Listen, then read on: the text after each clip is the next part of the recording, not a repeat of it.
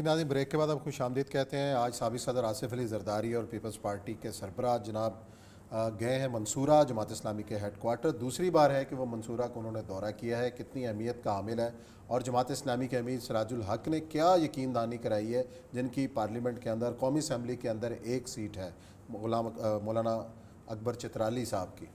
तो कितना इम्पोर्टेंट है कि पीपल्स पार्टी और जमात इस्लामी के 90 की दहाई, 80 और 70 अगर आप तारीख़ देखते हैं कि एक मेन राइवलरी इन दोनों की थी। भुट्टो मौलाना मौदूद से मिलने आए थे।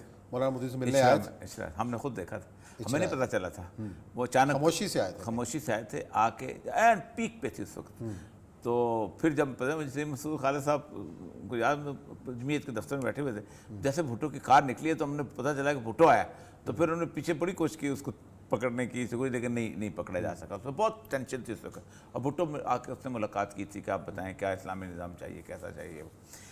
वो तो खैर इसका मतलब ये है कि पीपल्स पार्टी एक फ्लेक्सिबल जमात है। पीपल्स पार्टी, मैं आपको बताऊं, मैंने काम किया, पीपल्स पार्टी सबसे टॉलरेंट है, बर्दाश्त करती, जितनी तनकीद इन पर होती है मीडिया के हवाले से भी, हर चीज़ के हवाले से।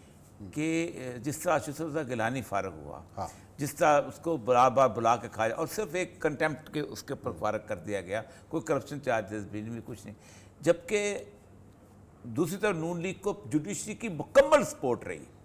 मैं आपको केसेस मतलब सबसे अहम केस आप देखें कि जज फारग होता है मलक क्यूम वाले मामले में, चीफ जस्टिस फारग होता है, लेकिन जिसने बंदे ने कॉल किया उसके ऊपर कोई नहीं कहते, शहबाज शरीफ को कोई कुछ नहीं कहता। ये एक एग्जांपल नहीं है, मैं इसके कई एग्जांपल दे सकता हूँ। लेकिन उसके बावजूद भी जब उनको मौका मिलता है ना, वो जुडिशरी के खिलाफ कुछ ना कुछ, सारी वीडियो के सेट कहाँ से आई, उधर से आई, बयान लिखे हुए कहाँ से आए, साकिब साहब उसी की तरफ से। पीपल पार्टी इवन ये कि मैंने उनके साथ काम किया, उसका बर्ताव, उस वक्त मैं लिखता था उनके खिलाफ। लेकिन जहाँ तो खैर नहीं, दूसरा मामला आप देखें ना, जमात इस्लामी के कारकुन की जिस तरीके से तरबियत हुई, हाँ, कि जी पीपल्स पार्टी के खिलाफ ऐसे समझते थे मुल्क दुश्मन, तो पता नहीं क्या क्या। तो अब जब खुद लियाकत साहब उस ज़माने में वहीं थे, बल्कि मेरे ख्याल उस वक्त जमीयत के नाज़िम आला थे। लियाकत बलोच साहब हैं, मरकज़ी नायब अमीर हैं जमात इस्लामी के, और आज इस मुलाकात के अंदर भी हमने उनको देखा, शरीक थे, मीडिया से गुफ्तगू भी की। अस्सलाम वालेकुम लियाकत बलोच साहब। जी वालेकुम सलाम जनाब। लियाकत साहब, क्या आसिफ अली ज़रदारी साहब को यकीन दहानी लेकर गए हैं कि जी एक जो वोट है कौमी असम्बली में वो अदम एतमाद के हक में आएगा? जी बिस्मिल्लाहिर्रहमानिर्रहीम, बहुत शुक्रिया। और या मकबूल साहब, अस्सलाम वालेकुम जी। जी माशाल्लाह, काली पगड़ी बहुत अच्छी लगी भाई आपको। जज़ाकल्लाह। अच्छा, बस हमने ज़ाहिर है ज़रदारी साहब तशरीफ लाए तो मैंने तो उनसे कहा कि अब तो चित्राली सब पर भारी है। अच्छा। तो अब देखें, ये तो सियासी जमातों के दरमियान एक ऐसे माहौल में है कि जहाँ हुकूमतों की नाकामी नविश्ता दीवार हो, आम आदमी परेशान हो और मुल्क का हर माह जो है कि वो तितर बितर हो, तो अपोजिशन जमातों के लिए भी एक चैलेंज भी होता है और उनके आपस में राब्ते भी बढ़ते हैं। माजी में भी आप देखें कि जब एक बहुत बड़ी तहरीक भी मुल्क में चल रही थी, जुल्फ़कार अली भुट्टो मरहूम उस वक्त भी मौलाना सैयद अबुल आला मौदूदी को मिलने के लिए आए थे, अगरचे उसका पस मंज़र और था। फिर एक दूसरा मरला भी था कि जहां पीपल्स पार्टी और जमात के दरमियान बड़ी दूरियां भी थी, लेकिन पीपल्स पार्टी ने कि एक बड़ा वफद फारूक लवारी की क़यादत में भेजा था, जो मंसूरा की APC में भी शरीक हुए थे। इसी तरह मुख्तलिफ मराइल पर जो हैं कि आपस में राब्ते रहते हैं। अभी तो ज़ाहिर है कि भी इस हुकूमत की नाअहली, नाकामी और इससे जो लोगों के अंदर शदीद रद्द अमल पैदा हो चुके हैं, तो अपोजिशन जमातें कम अज़ कम इस चीज़ पर तो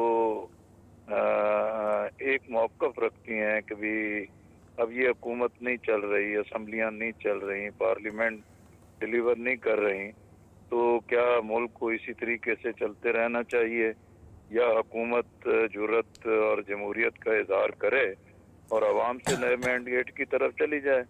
अगर वो इक़्तिदार से इसी तरीके से चिमटे रहेंगे और हालात का अदराक नहीं करेंगे तो फिर दूसरे रास्ते तो। अच्छा लियाकत साहब, बेसिकली काफ़ी अरसे से ये चल रहा है सारा कुछ। सारी बात है, पहला सवाल जो है किसी भी सियासी लीडर वो यही करता होगा कि ये करके आप करेंगे क्या उसके बाद। पहली बात तो ये है کہ ابھی تک جو اصلاحات ہیں، مطلب ایک تو یہ ہے کہ نہ کافری 1.5 سال سیکریفائز کرنے کو تیار ہے، نہ پیپلز پارٹی 1.5 سال کا اپنا سندھ کا اقتدار جو رہتا ہے وہ سیکریفائز کرنے کو تیار ہے. تو مسئلہ یہ ہے کہ KPK کی میں ریوولٹ بہت مشکل ہے، سندھ میں ریوولٹ بہت مشکل ہے، پنجاب میں اگر آ گیا تو کون ہوگا، اور کیا پنجاب میں اور صرف فیڈرل گورنمنٹ میں الیکشنز ہوں گے، باقی جگہ بلوچستان کا تو معاملہ یہ ہے کہ جب وہ چاہیں گے تب گورنمنٹ. اور یہ مقبول صاحب، آپ ہمیشہ ماضی کو بھی دیکھیں اور آپ بہتر بھی سمجھتے ہیں کہ بعض اوقات چیزیں ایک رخ پہ ہو رہی ہوتی ہیں، پس منظر بھی بہت ساری چیزیں اور بھی چل رہی ہوتی ہیں. تو اس لیے یہ ضروری نہیں ہوتا کہ بھئی سیاست میں ہوتا یہی ہے کہ سجی دکھاؤ تو کبھی مارو، یہی تو سمجھنے کی چیزیں ہوتی ہیں کہ بھئی یہ معاملات کیا ہیں اور اس کو کس نتیجے پر پہنچنا ہے اور کس طریقے سے ان کو سمجھا جائے.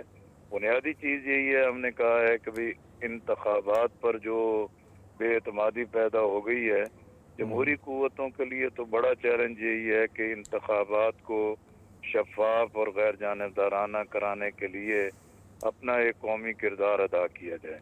دوسری چیز ہے کہ آئین سے ماورا کسی قدم کا ہم ساتھ دینے کے لیے تیار نہیں ہے. تیسرا یہ ہے کہ عدم اعتماد کی تحریک ابھی تو آئی بھی نہیں ہے اور ابھی ان پروسیس ہیں چیزیں.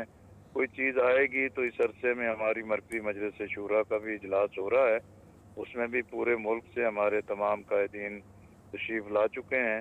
تو اگلے 3 دنوں میں ہم ان ساری چیزوں پر بھی بحث کریں گے، پھر دیکھیں گے کہ بھی اس وقت کی کیا صورتحال ہے اور جماعت اسی کے تناظر میں اپنا فیصلہ اچھا کرے لیاقت گی. صاحب، ابھی ماضی میں سینٹ میں عدم اعتماد آئی اور اس میں جماعت اسلامی نے اس میں حصہ نہیں لیا، غیر جانبدار رہی.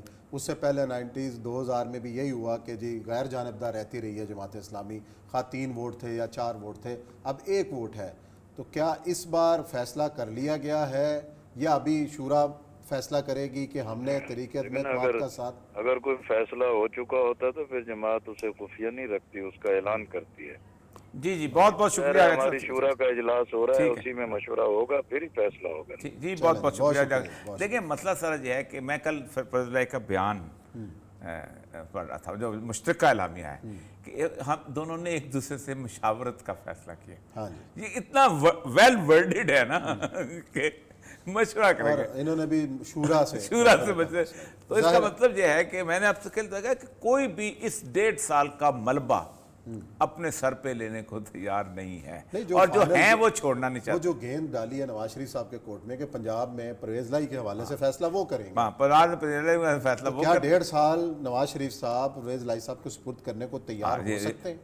اور 1.5 سال کے بعد کا سیناریو کیا ہوگا؟ میں نے کام کیا پرویز لائی صاحب کے ساتھ بھی، میں شہباز شریف صاحب کے ساتھ کام کیا، اور اس وقت میں پروونشل لیول پہ تھا.